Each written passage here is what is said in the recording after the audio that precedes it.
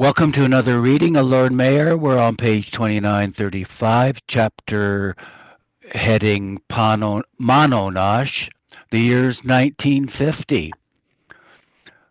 Pascal asked about his silence. Let me just go back a page, actually, to um, so we know what. Okay, let me reread from last week. During this period, the producer, Gabriel Pascal, who had first met Baba in Switzerland in 1934, had come to India for a week to pursue his idea of making a film on the life of Mahatma Gandhi. He was also interested in producing a film about Mayor Baba's life. Now that earlier plans for Baba's own film ideas had been dropped. Adi Sr. communicated with him, but Pascal wanted to meet Baba personally. Pascal was informed of the New Life instructions, and he duly promised not to broach the subject of films in Baba's presence. Baba met Pascal at Ashiana at 7:30 a.m. on Tuesday, 12 September 1950. Baba lovingly told him, "You are my phoenix. You have been with me for several incarnations.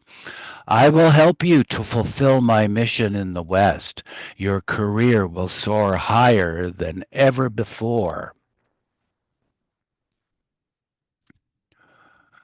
Pascal asked about his silence, and Baba spelled out on the alphabet board, "The time is near when I will break my silence and utter the word."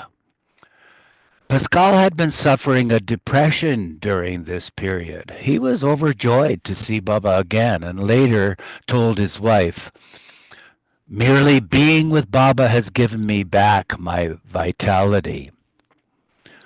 While in Bombay, Baba discussed plans for holding a meeting at Mahabaleshwar. All the details were hammered out with the companions, Adi Sr., Erich, Baidul, and Pendu, and the arrangement Wallace, Mayor G, and Nariman.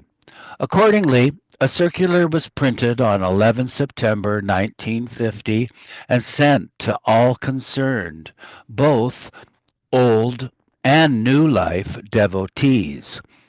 The circular read, "The recent earthquake, floods, tragedies in Assam, constant Bengal and Bihar famines, the overwhelming refugee problem all over India, and other various widespread disasters all over the world have at present become the cause of general distrust in nature, untold miseries, utter disappointment, and a feeling of unexpected helplessness and frustration all over the world." Baba expressed his opinion that all this has contributed to some extent as a pointer towards the work of his New Life picture, which he had formed when he set out from Ahmednagar on 16 October 1949 to live his new life of helplessness and hopelessness. Baba adopted his new life on 16 October 1949. He tried to live the new life till 16 October 1950. But the new life could not be lived as he wanted.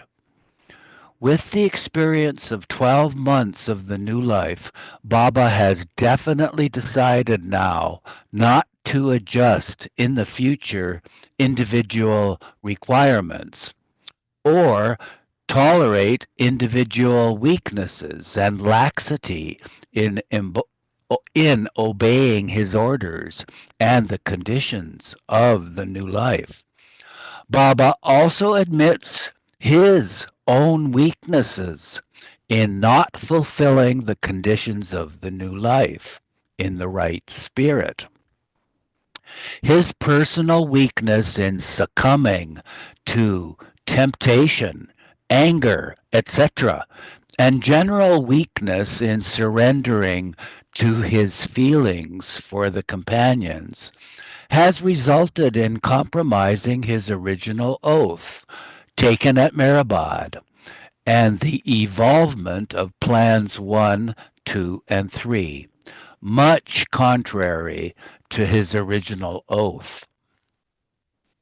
Also, old life bojas, which are financial burdens, like Dr. Ghani's and Sadashiv Patil's, cropped up in the meanwhile and had to be adjusted and settled accordingly.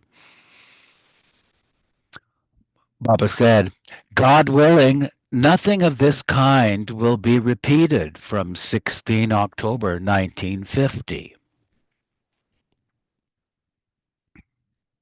Because of this experience, Baba has resolved even to free his present lifelong servant companions on 16 October 1950 in order to give them another chance to revise their decision whether to continue the new life with Baba or become again disciples of the old life of Baba.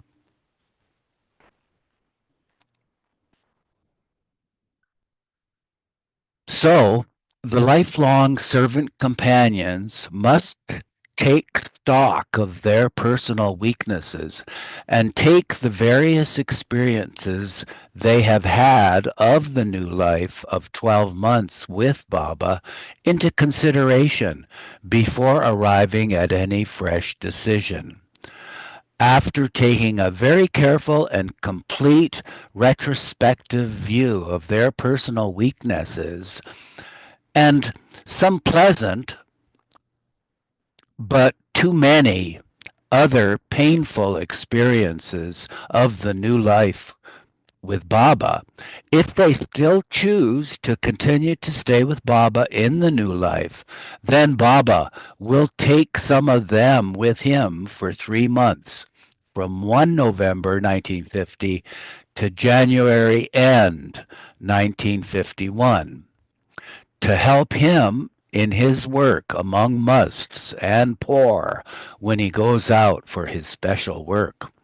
The rest of the companions he will leave behind at Mahabaleshwar to look after the ladies.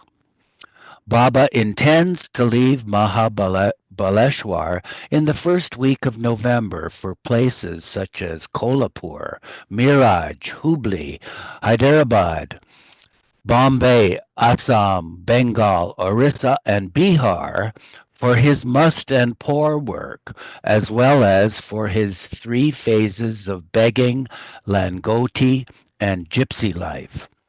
From 16 October 1950 onwards, Baba says that there will be plenty of journeying on foot, by railway, and by bus for those who will accompany him on these travels. On 16 October 1950, Baba has decided to abolish the existence of plans 1, 2, and the term no wallas. So, from 16 October 1950, Baba will not accept money from those who are in Plan 1B or 1C, since these plans will not exist anymore from 16 October 1950. Baba says that he and his companions have not led the new life all these months in the right spirit. So on 16 October, he has decided to step into the old life for a short period of 4 hours. And as soon as the period is over, he will immediately step into the new life again. So all the companions of the new life, including those of plans 1B and 1C, and the lifelong servant companions, will again become old life disciples of Baba on 16 October 1950. On this date only, all the companions of the new life will be given another choice to stay with Baba in his new life, which will begin in right earnest and spirit from 16 October 1950. The essence of the same conditions which they had previously signed yes last year will be binding on those who prefer staying with Baba in his new life on 16 October 1950. Then, on and from October 16, they will remain only old life disciples. Sorry, there will remain only old life disciples, arrangement wallahs, and the servants of Baba. Diana, could you unmute and continue? Sure.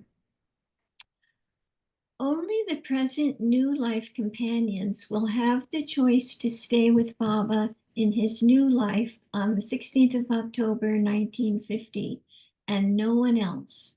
Those from the present new life companions who prefer to stay with Baba in his new life after 16th of October will try to serve Baba as best they can with all sincerity.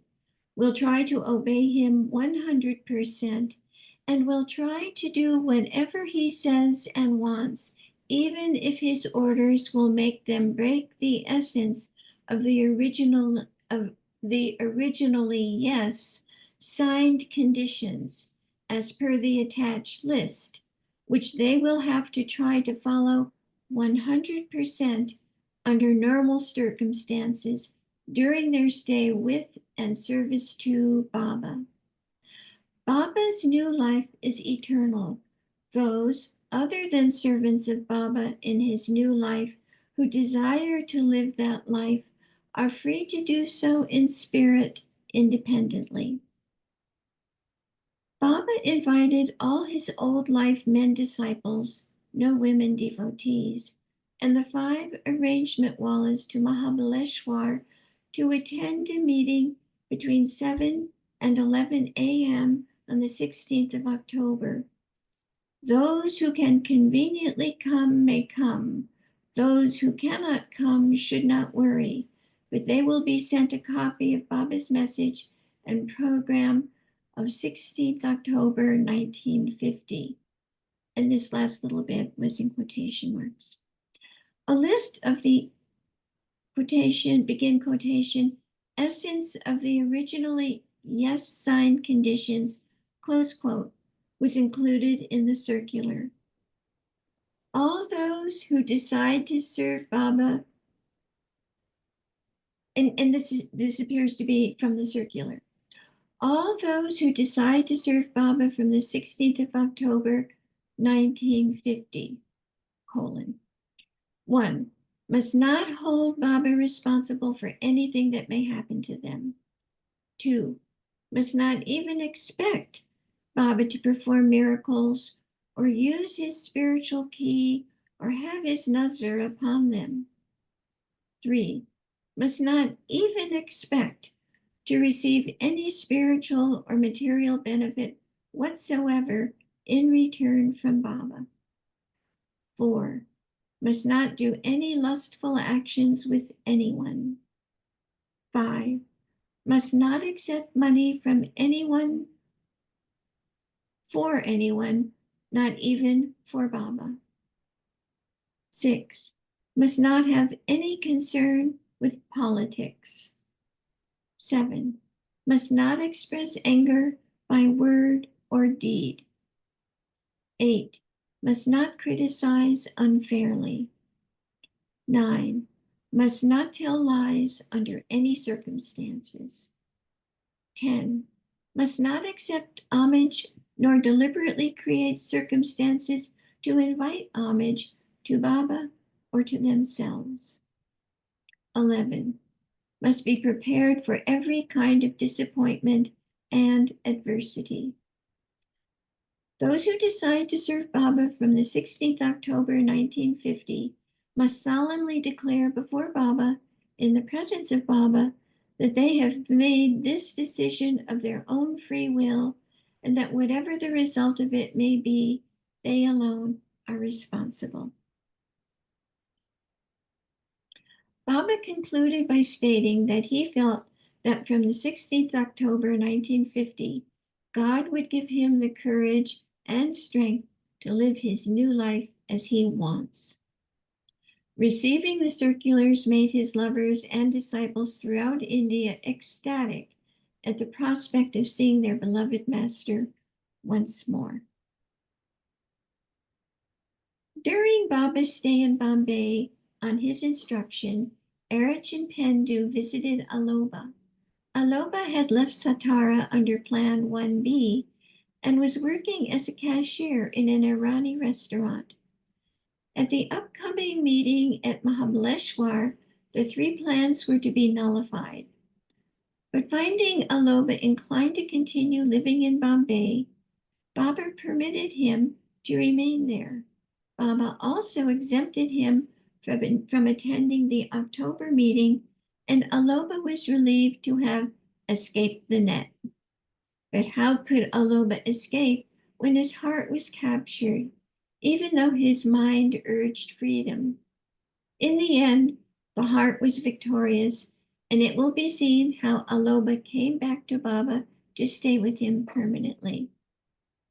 After all the plans for the meeting were finalized, Baba returned to Satara on the 14th of September with the women and men companions and stayed there for the next 2 weeks. And I think I'll pass right now. Rosalie, are you ready to read? Yeah. Awesome. From Adi Sr. was called to Satara. Adis, wow, it's just tricky on my iPad. I don't know.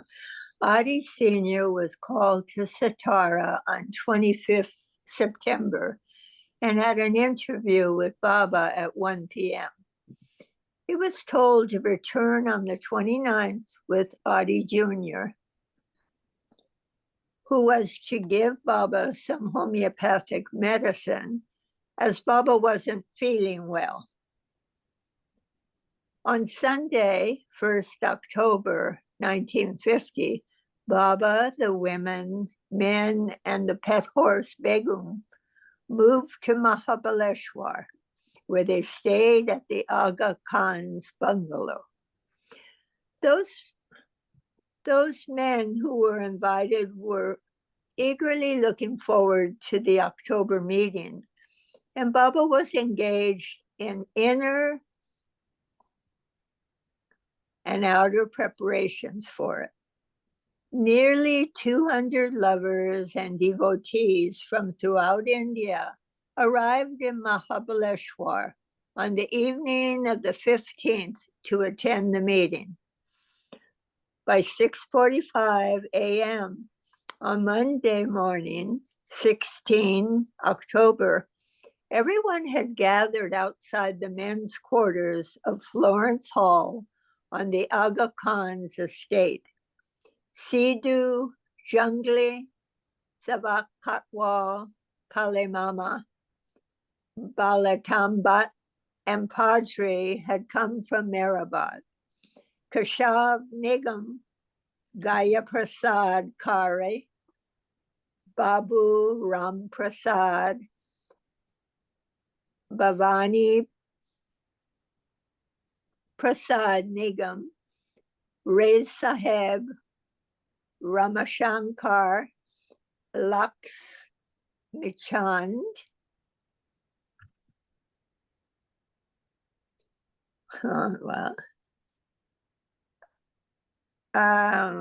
and Parmeshwari Nigam Pukar were present from Hamirpur. Pukar had at last accepted Baba. Ranu and Kitty were also called from Bombay for the meeting. Gadakar and Ghani brought a few newcomers from Pune.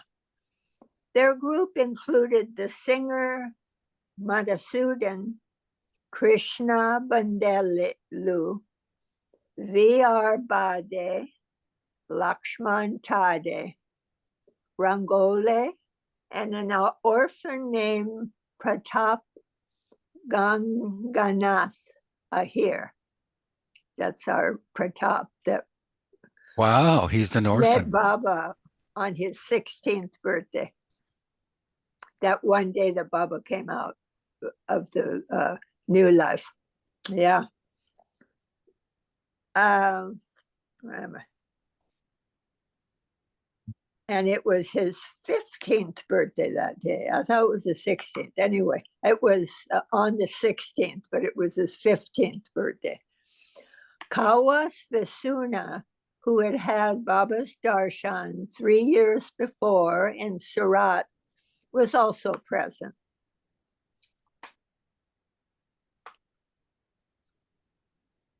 The rest of the lovers and devotees arrived from Ahmednagar, Pune, Bombay, Nagpur, Saoner, Delhi, Dehradun, Nasik, and Karachi, and a few from other places.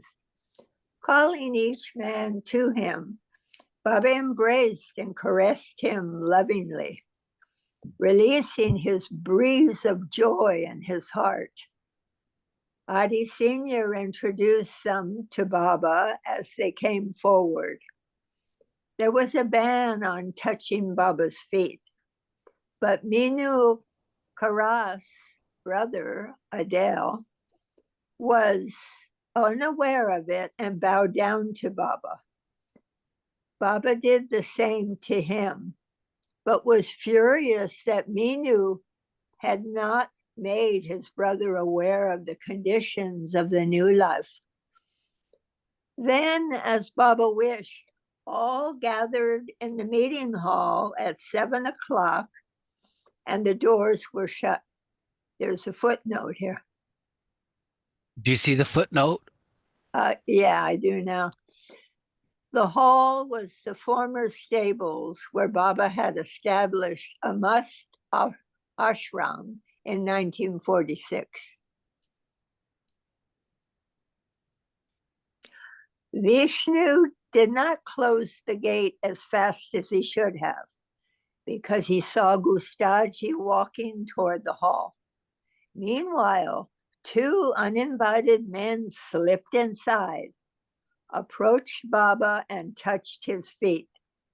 Baba in turn bowed to each of them 3 times. And after they were escorted out, Baba became even more upset. He scolded Vishnu. Even if you had seen God approaching the gate, you should have closed the door and not waited for him to enter. Baba immediately caught himself and admitted, I suddenly became angry, which is not good. Baba ordered one of the men to slap him, which the man did, but lightly. Baba was not pleased and asked the same of Minu Karas, a former policeman, who slapped Baba so hard his cheek turned red. Baba appreciated Minu's obedience and embraced him. Baba asked God's forgiveness for not being able to live the new life. Oh, excuse me. There's a paragraph right before it. Okay. Sorry, I scrolled at the time. Okay, Baba took his chair inside the hall and declared, for some hours, I and my companions have entered the old life.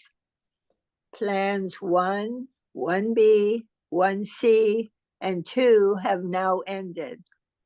Consequently, I will not accept money from those in plans 1B and 1C.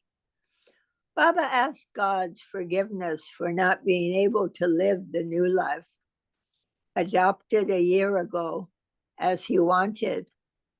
He himself forgave all the new life companions for not being able to live up to the new life conditions as he wanted, and in turn asked the companions to forgive him, which they did.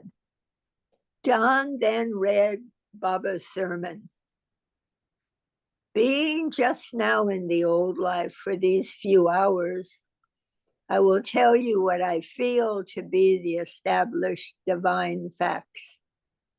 Essentially, we are all one. The feeling of our being otherwise is due to ignorance. Soul desires consciousness to know itself, but in its progress towards the goal, which it cannot realize independently of creation, it must undergo the experience which it gathers as the individualized ego, and which is all imagination. Thus, it is faced at the outset with ignorance instead of knowledge. Dual forms and illusionary creations are the outcome of ignorance. Birth and death, happiness and misery, virtue and sin, good and bad, are all are equally the manifestation of the same ignorance. You were never born and will never die. You never suffered and will never suffer. You ever were and ever will be, as separateness exists only in imagination. Soul undergoes experience through innumerable forms, such as being king and beggar, rich and poor, tall and short, strong and weak, beautiful and ugly, of killing and being killed. All these experiences must transpire as long as the soul, though it is one in reality and undivided, imagines separateness in itself. When soul is bereft of the impressions of these illusionary experiences, it becomes naked as in its origin, to become now fully conscious of its unity with the Oversoul, which is one, indivisible, real, and infinite. The soul becomes free of the binding of impressions through various paths. And love is the most important of these paths, leading to the realization of God. Through this love, the soul becomes entirely absorbed in God, ultimately forgetting itself completely. It is then that all of a sudden, knowledge comes as swiftly as the lightning bolt, which burns to ashes all that it falls upon. This knowledge uproots illusions, doubts, and worries, and apparent sufferings are instantaneously replaced by everlasting peace and eternal bliss, which is the goal of all existence. The soul now, free from its illusions, realizes its original unity of being. Let us not hope, because this knowledge is beyond hoping and wanting. Let us not reason, because this knowledge cannot be comprehended or thought of. Let us not doubt, because this knowledge is a certainty of certainties. Let us not live the life of the senses, because the lusty, greedy, false, and impure mind cannot reach this knowledge. Let us love God as the soul of our souls, and in the height of this love lies this knowledge. The divinely perfect ones can bestow this knowledge on anyone they like and whenever they like.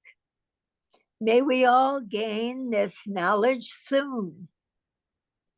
Baba, with his own hands, distributed a copy of the sermon to each of those present. He asked everyone to read its contents very carefully, and if anyone could not understand it, to return the copy to him forthwith. All retained their copies. Footnote.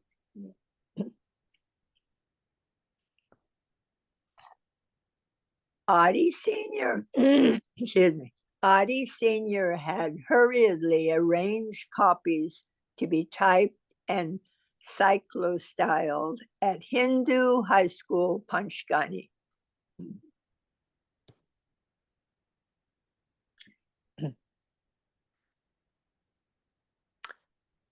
Baba saluted all his old life disciples and devotees and accepted monetary contributions toward his must and poor work.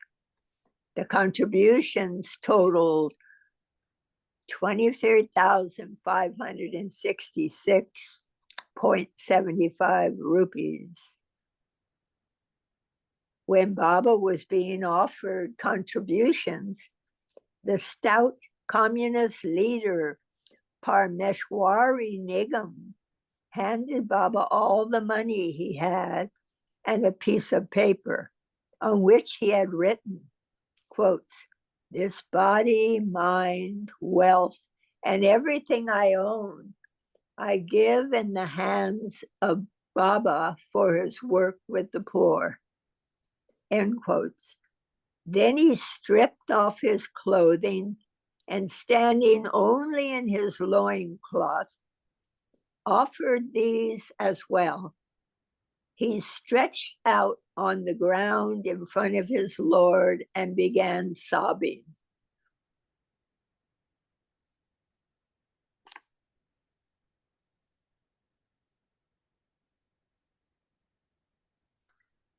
That's the end of the script here. Oh, wait. Sorry. Wait a minute. I see this. I moved it. Yeah. Age-related, quote, "This man who had once vehemently opposed Baba was now transformed. Who can understand what has happened in his heart?"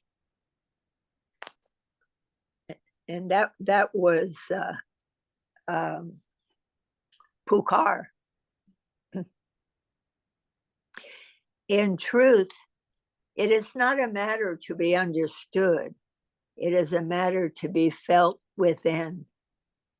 It is the miracle of the beloved's love, a love that awakens the soul in silence, tenderly smashing into fragments the rock-like ego mind. Parmeshwari's head bowed low forever at the beloved's feet. His heart burned with as much determination to spread Baba's message as he had originally had to defame Baba.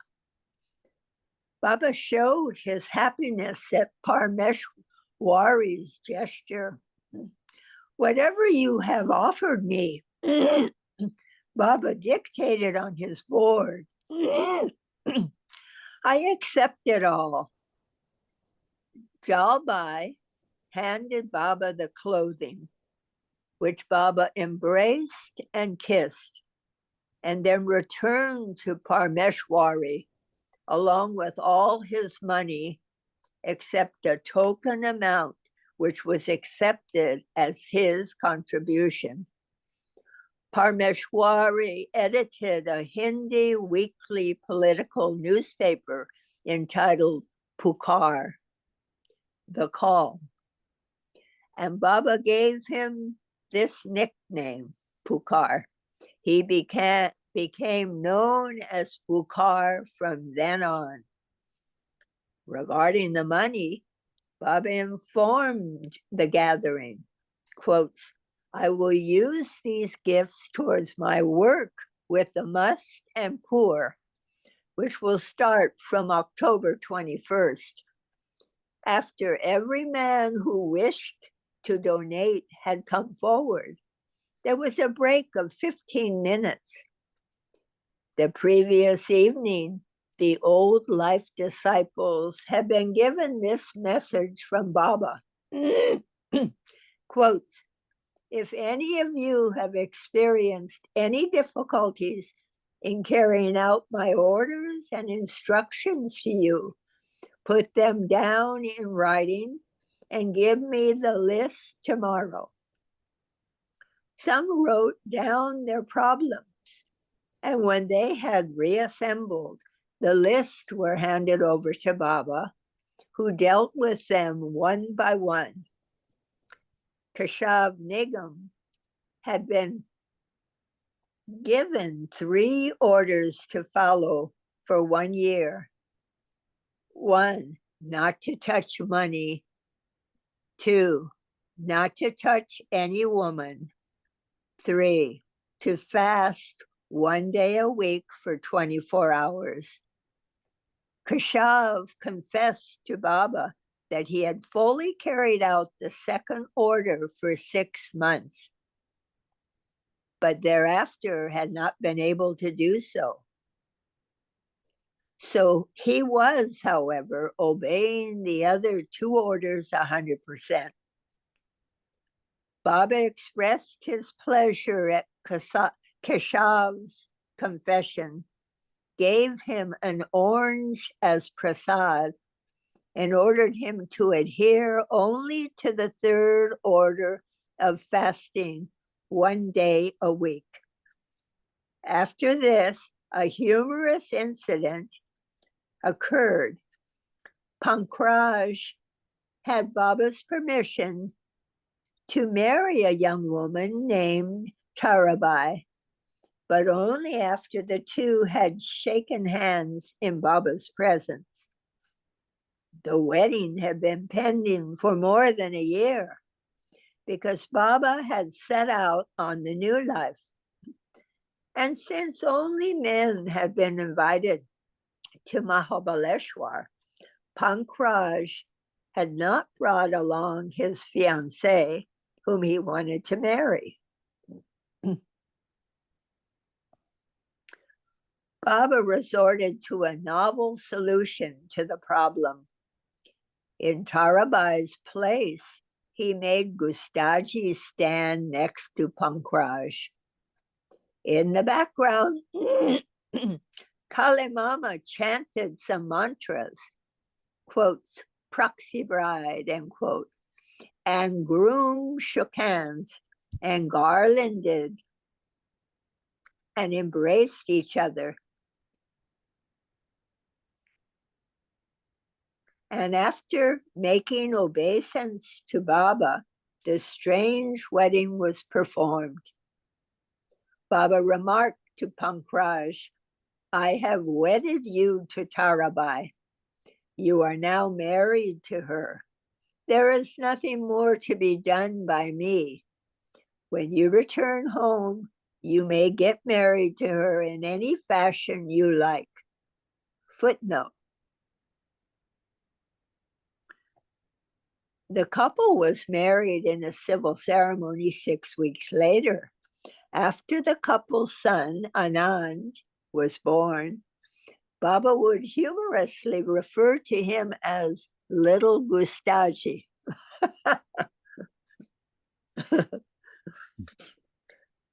Nanakar of Nagpur had orders to fast every Sunday and feed a poor beggar. Availing himself of the chance, he had written asking what he should do if he fell sick. Baba simply advised him, in that case, do not fast and don't even think of feeding a beggar. Pafali, pleader of Sauner, had Baba's orders to send him regular reports of the work he was doing, spreading Baba's messages. Pafali did much work among villagers at various places and brought many people into Meher Baba's contact. But because Baba had gone away to live the new life, Pafali had been unable to mail him any reports. Pafali asked what was to be done, and Baba replied, "It is not necessary for you to send reports now. I know everything." Baba's statement so impressed Pafali that afterwards he never wrote another word to Baba again. And he was so firm in his conviction of Baba's omniscience that he did not even inform Baba about the tragic passing away of his handsome young son, who had just graduated from college and received his master's degree. Pafali simply declared to everyone, Meher Baba knows everything. Nothing happens without his wish. So what is there to write? 2.5 years before in Madras, Baba had promised Bibi Kapse of Nagpur that one day he would visit his home. Kapse wondered how this promise would be fulfilled now that Baba was not meeting anyone while in the new life. He posed this question to Baba in Mahabaleshwar, and Baba answered, quote, "I will surely keep my promise. Don't worry. Perhaps during the new life, I will come to your house to beg." Thanks, Rosalie. Yeah, and I want to say, I just felt the privilege of reading about Pukar and this incident in Mahabaleshwar. I met Pukar. He was such a beautiful, intoxicated soul, really. Just like a warrior, but so poetic, beautiful. Oh, nice. Rolf, could you unmute and continue? Beginning with Mano Nash. Yes. Okie dokie.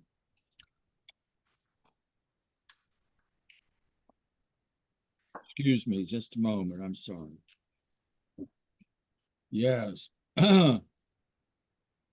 Habibullah. Now that's a name. Habibullah Baig, B-A-I-G, had gone to Mehrabad in late 1949 to see Baba. But at that time, Baba had started on his new life. So without seeing him, Habibullah returned to Srinagar. He was worried about his family after his father's death and sought Baba's counsel. Vishnu had been told to keep watch outside the hall to prevent any outsiders from entering. Habibullah had not been invited to the meeting, but he somehow entered the gathering and quietly sat down. Yet no one escaped Baba's sharp eye. Baba pointed to Habibullah and asked why he had come. "I've come for your blessing," Habibullah replied. "I am out of work and practically penniless." Since there was no blessing business in quote unquote blessing business in the new life, Baba asked Dr. Ghani to offer a blessing for him, for Habibullah, which Ghani did. Habibullah was about to leave, but before he did, Baba remarked to him, quote, "You will be my neighbor," unquote. Habibullah did not at the time understand, but soon thereafter he found work in Pune at the Kashmir store at rupees 60 per month, and the store was located just a few streets away from Baba's childhood home, at Baba's house. Ghani's blessing proved effective. Sending for Vishnu afterwards. Baba rebuked him for allowing Habibullah inside, though Vishnu had no idea Habibullah had been invited. Had not been invited, had no idea Habibullah had not been invited. An elderly staunch follower from Pune named D.S. Soule, D.S. Soule, surreptitiously took and ate a banana.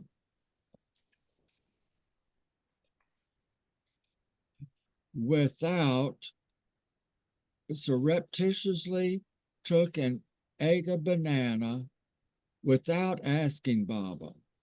Baba saw him, but did not make any remark. After a while, Baba peeled a banana and gave it to Soule.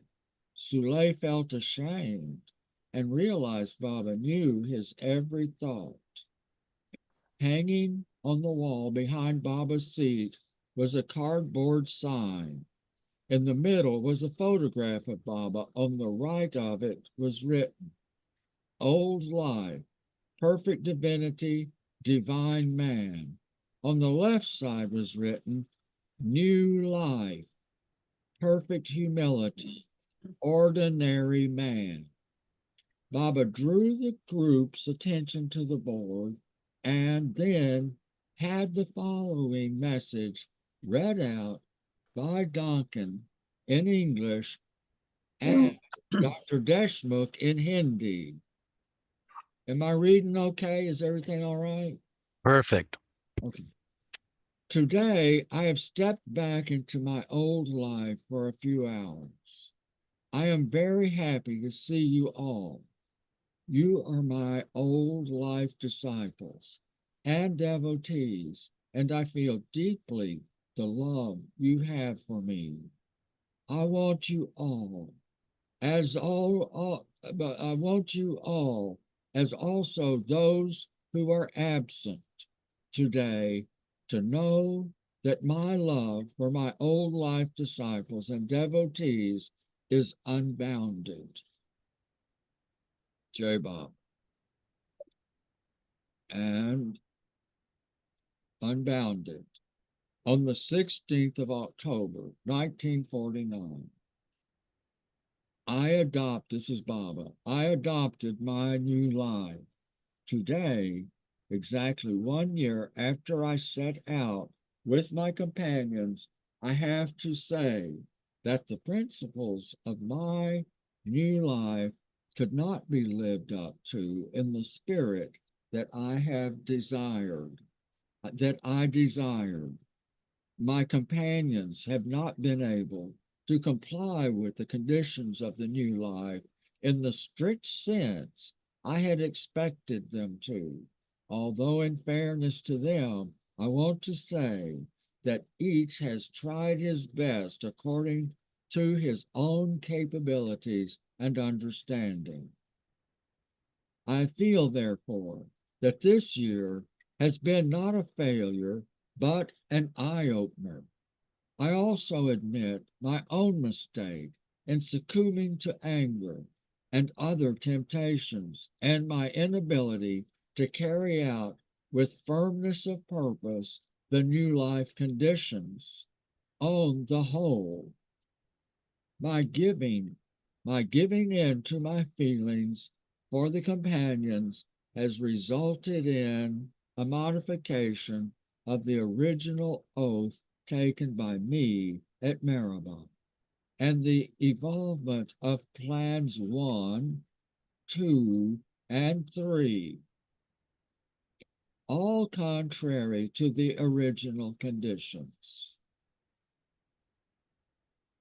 I now give my companions another chance to reconsider their original decisions that they could join me in the new life, and a free choice to regain me and to rejoin me, and a free choice to rejoin me in the new life as my servants, or to go away and become my old life disciples, or to be entirely free and lead independent lives in the world without the experience of 12 months of new life behind us. No, excuse me, I screwed that up. Old life, or to be entirely free and lead independent lives in the world, period. With the experience of 12 months of new life behind us, I warn them that I have now made a definite resolve never to, in the future, to compromise my new life conditions to suit individual requirements, nor shall I tolerate any weaknesses or laxity on their part in carrying out my orders and the conditions of the new life. Keeping all this in mind, therefore, and making a sincere calculation of their own weaknesses and past experiences, some pleasant, but many otherwise, I want them to decide today. I repeat that they should not decide before they have made an unflinching survey of their experiences of 1 year and of their individual capabilities of carrying out their resolutions.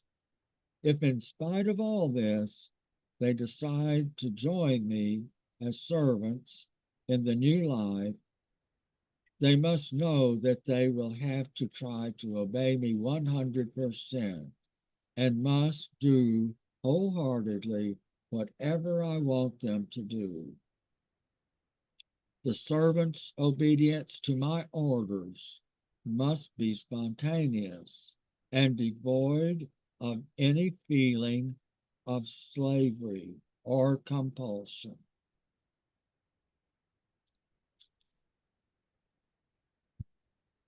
They must carry out my wishes with a cheerful willingness, without in any way feeling it is an encroachment on their freedom.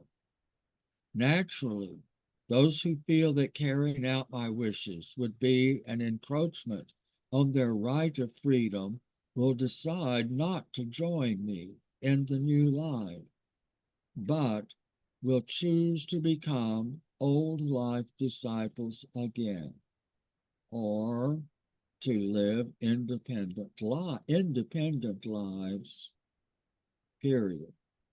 In either case, I not only urge them to make one of these two choices, but will also try my best to help them make a good start.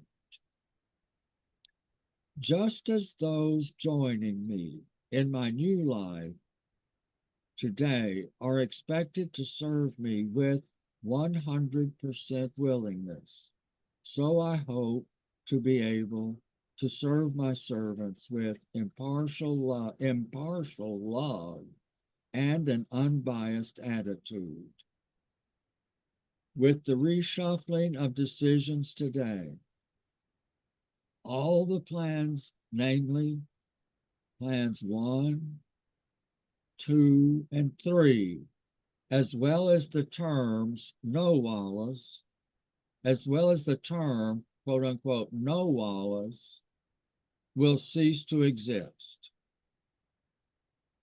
Now only the old life disciples, the arrangement wallas, who are also old life disciples, and the servants of the new life will remain. If I am the one my old life disciples take me to be, I would also wish them to endeavor wholeheartedly to stick to their faith and love, to carry out my old life instructions without any feeling of enforced bondage on their part, and to live a life worthy of real love, and irrespective of what I am, the most compassionate God will surely reward them spiritually, even if they do not seek reward, As to the arrangement wallas, I ask God to give them courage to carry out their responsibilities to the very end. As for the old life disciples, arrangement wallas, and the old life women ashramites, all instructions and responsibilities previously given to them stand good for all time.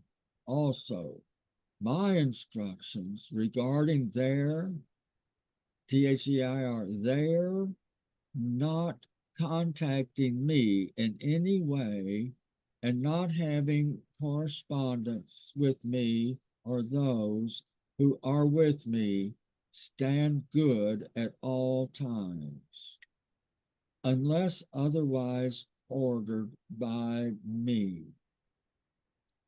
My old life places me on the altar of absolute godhood and divine perfection.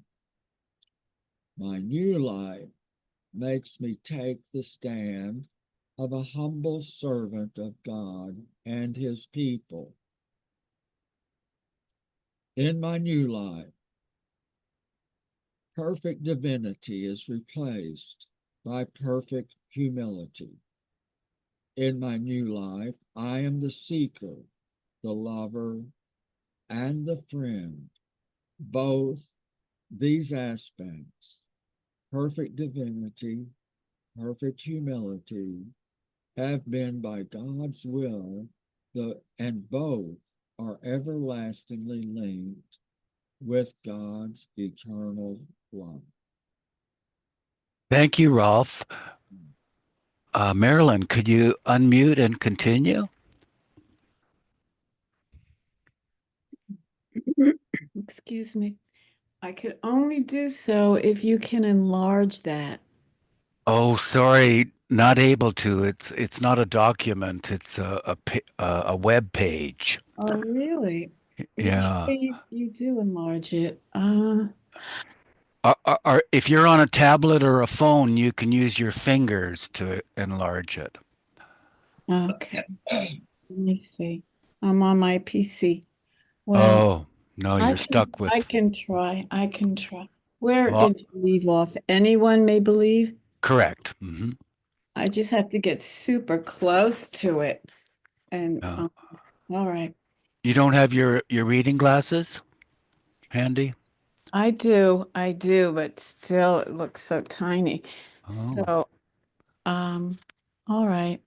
Anyone may believe me to be whatever he likes, but no one may ask for blessings, miracles, or any rewards of any kind. My new life is eternal. Those other than my servants in my new life, whoever or wherever they may be, who desire to live that life, are free to do so in the spirit of it independently. Baba then concluded, I will leave Mahabaleshwar on the 21st of October on my intended tour of 2 to 3 months. Among the places I shall go will be Kolhapur, Miraj, Hubli, Hyderabad, Madras, Bombay, Assam, Bengal, Orissa, and Bihar, where I shall do my work with the months and the poor, as well as my new life phases, of begging, Langoti, and gypsy life. When Don finished reading the English version, Baba himself handed a copy of the message to everyone and then distributed laddus and tea. Sorry. After refreshment, Baba expressed his satisfaction with the work done by the arrangement wallahs and observed that, in spite of difficulties, they had discharged their responsibilities well. Baba then left the meeting hall, to privately retake the oath of the new life. He returned in a few minutes clad in a white kafni, the ochre-colored satchel for begging hanging from his shoulder. Just a moment, please.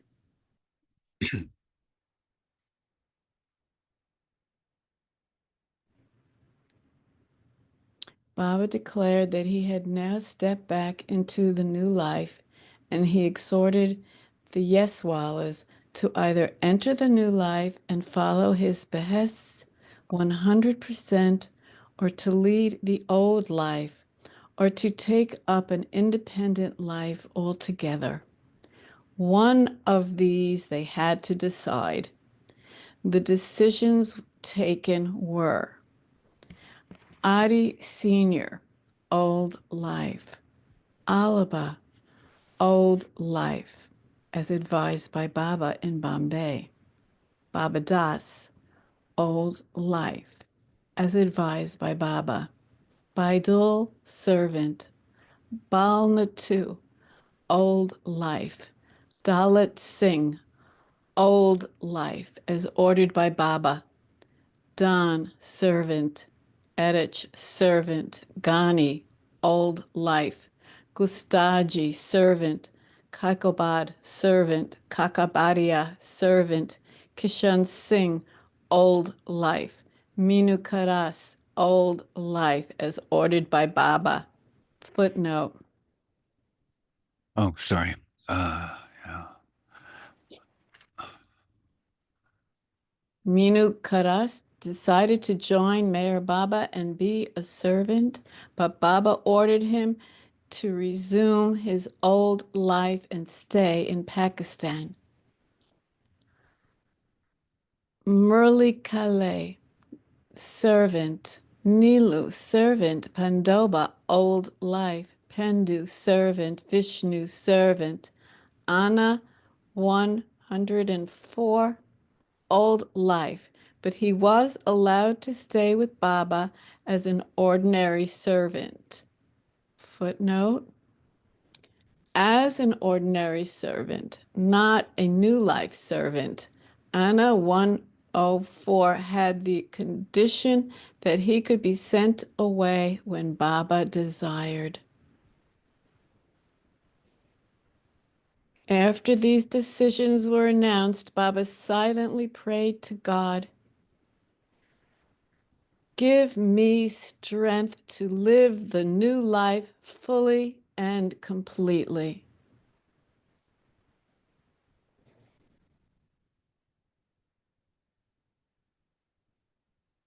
Prayers of the four religions, Hindu, Zoroastrian, Mohammedan, and Christian, were then offered aloud by Vishnu and Nilu, Kaikobad, Baidul, and Don, respectively.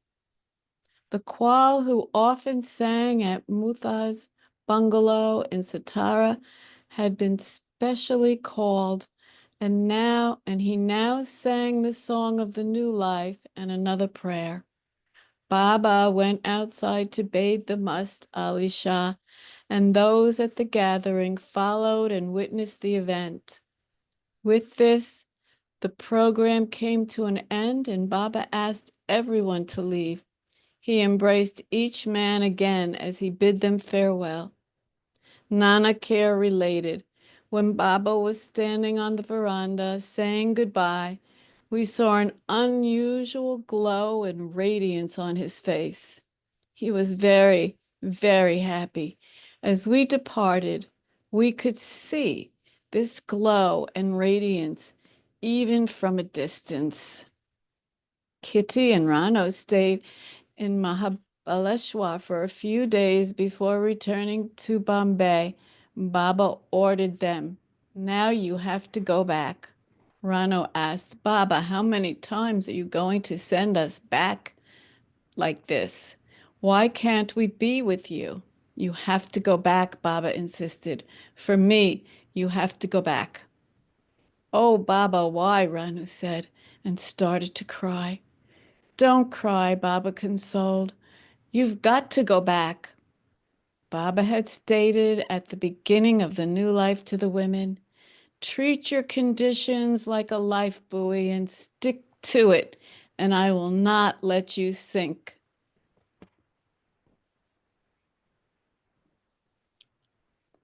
Rano and Kitty remembered these words their entire stay in Bombay.